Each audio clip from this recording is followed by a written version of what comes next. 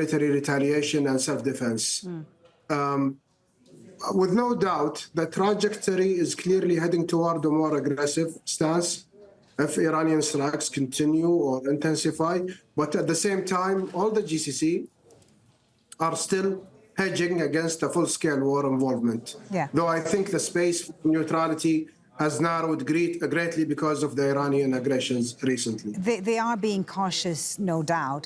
What would fundamentally change their calculus? What would alter Saudi Arabia's calculus, for example? I mean, let's look at the Iranian strategy. Iran is targeting energy sites, civilian infrastructure, and in my view, this has backfired.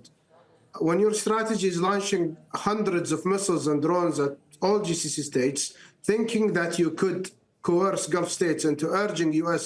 to de-escalate, this firebacks. You're actually doing the opposite. You erode trust, you accelerate GCC military buildup, and also GCC-U.S. ties. And more importantly, Iran risks GCC retaliation if energy hits continue. And I think this is the actual red line.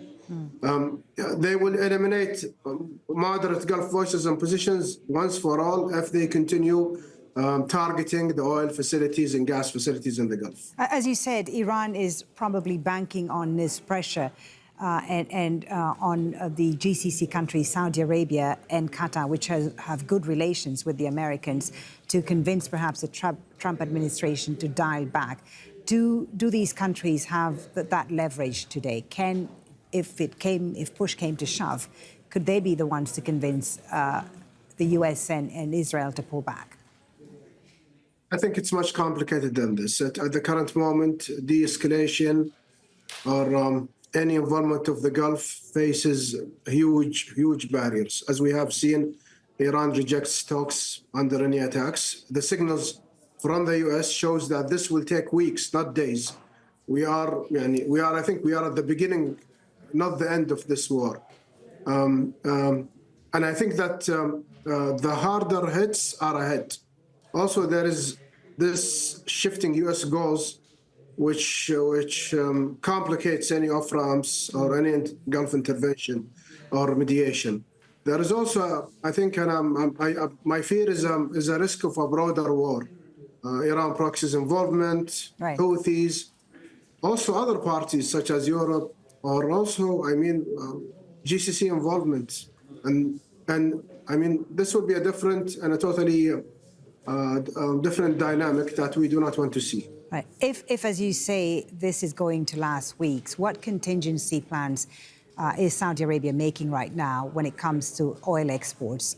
Aramco has paused that after the attacks on facilities yesterday, I believe it was. What are the alternatives right now to avoid a major disruption in a global oil supply? We were expecting such thing to happen. So, I mean, there were preparations before the war happened because there was a great chance that this could have happened. Saudi Arabia, luckily, is less impacted than the rest of its neighbors because of its geography, its access to different sea routes, its ability to avoid the Strait of Hormuz. Other GCC states do not have this luxury. But this is not new for the Saudis. Saudis have faced this before, especially from the Houthis, and we're basically continuing what we're doing. Our alternative is the Red Sea and other routes other than the Strait of Hormuz. Thank you so much for talking to us. Very interesting to get your perspective from Riyadh. Hesham Alghannam, thank you for your time. Thank you very much.